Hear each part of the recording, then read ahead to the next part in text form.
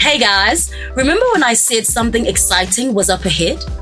Well, please welcome Sandile from the brand collective Uniconz, also known as Uniconz, who happens to also dress me today looking really good. Thank you. Sandile spent some time with our team to share some of his amazing entrepreneurial insights and conquests.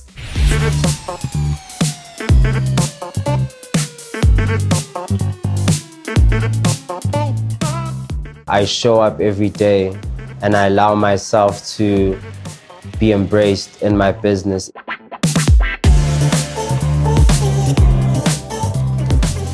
So with entrepreneurship, I'd say the one thing that I've always known that I wanted to do was become an artist. I knew that from like a very young age, when I was like in grade 2, learning how to draw Dragon Ball Z. And then skip a couple of years later, I was in high school. I was shopping with my moms and I couldn't really find anything that related to me at that specific moment in time. And then I went thrifting and that wasn't working, so I decided to make a t-shirt. And that t-shirt was essentially the snowball effect in my whole life, because I made that one t-shirt, my friend saw it and he wanted it, and now there were 2 of us with this t-shirt.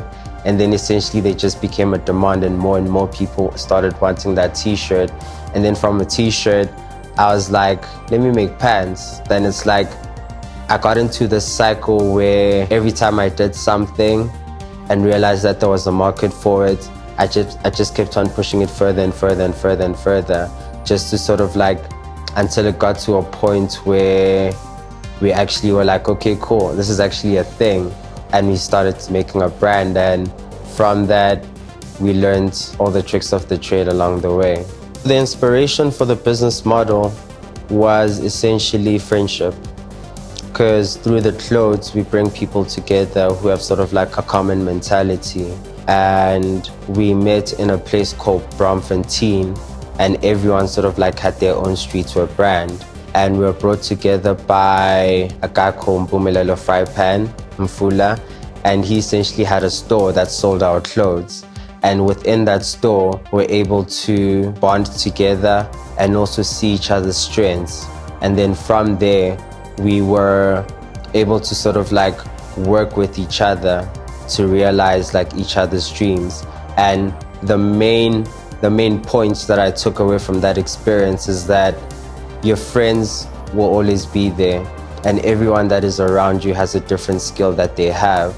So the best way for you to succeed as a business, instead of like employing new people, is seeing what's already there and working with it. Please make a list of the props that we'll need in this scene.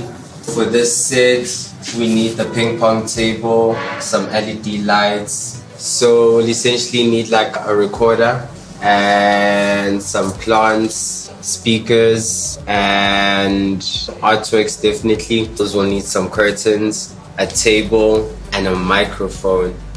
In my opinion, the most challenging part of being a business owner is doubt.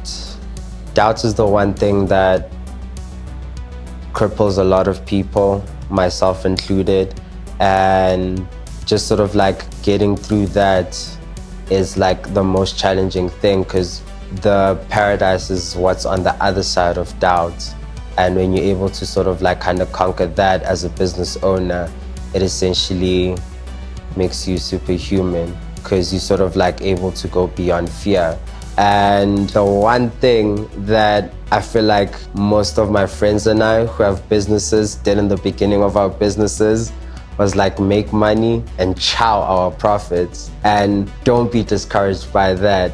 It is necessary to do that so that you could learn how to sort of like always start afresh, because there will be opportunities that you will have and they may not work out. And over time, that essentially sort of like kind of teaches you the lessons. Because if we didn't go through that, then we wouldn't know what the power of saving is like.